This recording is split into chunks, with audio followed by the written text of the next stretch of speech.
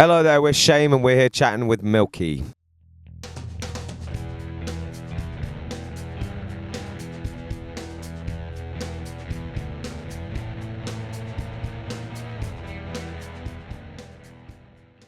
The key things we were focused on with this album was, I guess, higher tempo, upbeat, a bit more back to, we're all very proud of everything we've done so far. But I think what you were saying earlier about, you were saying before about, what's a live show like in terms of curating songs from set lists. And before we started writing, we could kind of see what we needed for a show to make it better and to sort of add and evolve. And we kind of went back, and it's kind of the new stuff, I would hope, is sort of funner and sort of trying to trim any fat that was there and more sort of straight to the point. And I think the key thing was not trying to overthink things, which we worked with John Congleton as a producer, and he was very, very helpful, and it was a very fun process. And that was it. And it was honestly, it was like free takes all the time stuff. We didn't allow for space to kind of sort of indulgence, I guess. But yeah, I think hopefully just a bit more balls to the wall. I think the themes of this album kind of went back to the original ethos of when we started the Band of Shame, which was basically, as fucking lame as it might sound, which is kind of just like embracing your insecurities and kind of all, with having shame as the name of the band or whatever, and sort of not being afraid of certain traits that you might find yourself are embarrassing or this or that. It's kind of like that, when we're talking about the live show as well, it's like we hope it's an environment where people feel comfortable to do whatever the fuck they want to do. And I think that's doing what you want to do and doing what feels fun and feels good, I guess is quite a lot of the album, and just talking about sort of characters as well, and just I like all of that stuff. And I think I think especially now we can sort of, or for me at least, I kind of forgot that a lot of the time I go to music, it's an escapism. It's escapism. And you go there to sort of have fun and see things in colour again. So I think hopefully that's what it's trying to sort of do. Yeah. I mean, it's always been like extremely collaborative and democratic or something. It's like always been kind of like people will bring ideas in, but then we kind of write it together in the room. Sometimes obviously that can like maybe extend the process or whatever, and I think we knew this time we kind of wanted like our producer John, who was really great. We just wanted him to be a sixth sort of voice to kind of be a decisive figure to help us in that sense. So there were decisions to be made with the songs when we recorded that he helped with. But yeah, it is kind of like, it is usually a long process where there's like a bit of battling, but then we come together, and a lot of it came together in the final month with all of us in the room because we set ourselves the deadline of doing the album. The process has altered a bit from album to album, but always also been pretty similar in its sort of how it's unfolded, just kind of us doing it together. It's cool to see a lot of really cool and innovative stuff within the sort of broad church of post-punk kind of getting to the mainstream. Like obviously Fontaine's, who we're doing shows with right now. We're doing shows with.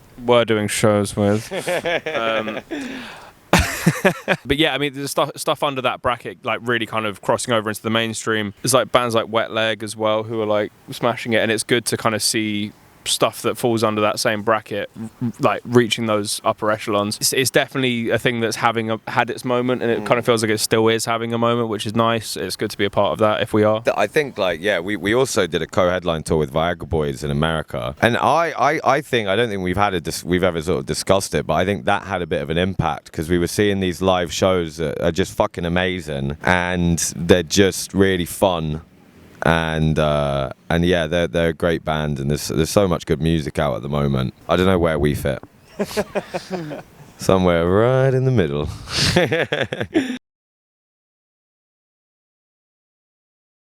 I think I can guess the 3 ones we might do. I think mine would be Quiet Life. I think someone here's would be Cutthroat, and I think maybe someone else would be either Plaster.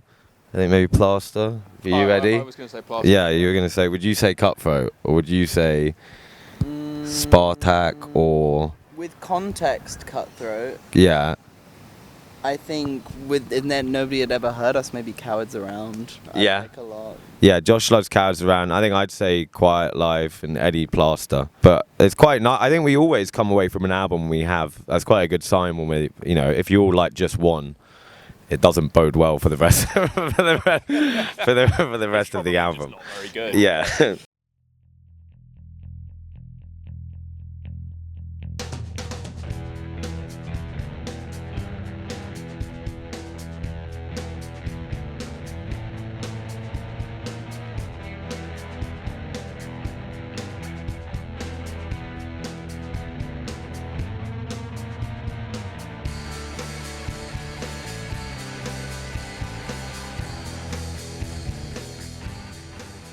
I don't know. That's such a massive question. Josh can answer it.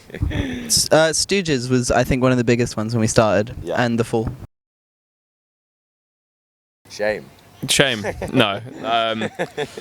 Fuck, that's hard.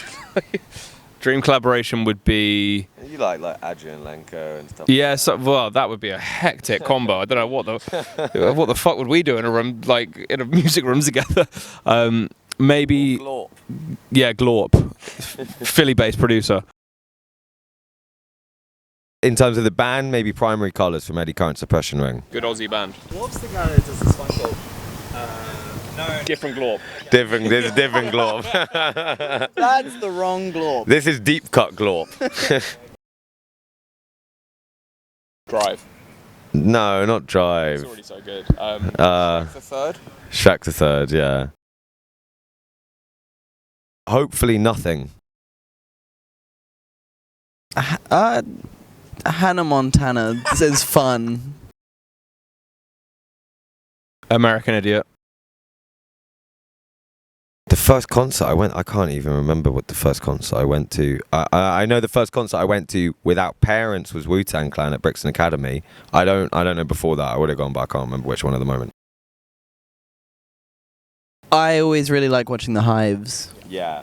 They're just awesome, and all their techs are dressed as ninjas, and it's really fun. Spice Girl. Spice Girl. Every damn day. I think Josh would be Sporty Shame, or I'm had this exact conversation in the past. Have we? I believe so. I'm Weeboo Shame. Weeboo Shame. Okay. You're Ego Shame. Ego Shame. Drunky Shame. And I would be Friendly Shame. I'd like to go to India. India would be cool. India, that'd be cool. Uluru, that would be fun. Fontaine's DC. Yeah, we'll leave it there. The Beatles. The Beatles? No. I mean, it's fine. It's alright. I mean, I guess this year got to be Charlie XCX. Yeah, I'd say that. So my future self. Lay off the beers. Yeah. It's like you're gonna use that advice because so you're giving the advice to your future self. Probably be taking that advice. Keep on trucking. Keep on trucking. Yeah, keep on trucking. I hope you have a tan. I really like a book called The Lonesome Dove by Larry McMurtry. It's amazing. Yeah, that's an amazing book. What's your going down in a plane song? My going down. We all had a going down in a plane song a while ago. Mine was Somewhere in My Heart by Aztec Camera. Yeah, So maybe that. As the World Caves in, Matt Maltese. That'd be very appropriate. Oh, I like the Aztec Camera. Yeah. one. We'll do Aztec Camera. Yeah. I still don't know. Yeah. I don't think I ever had that. No, I'm joking. I don't know, hard. Probably just like some Glastonbury live performance on TV when I was a kid. My sister played me All Killer No Filler like by Sum 41. And that was when that's when I got into music. And then that probably just developed. I saw a documentary on Roxy Music and it had in it the live recording of them doing In Every Dream Home a Heartache. And that was, yeah, sick.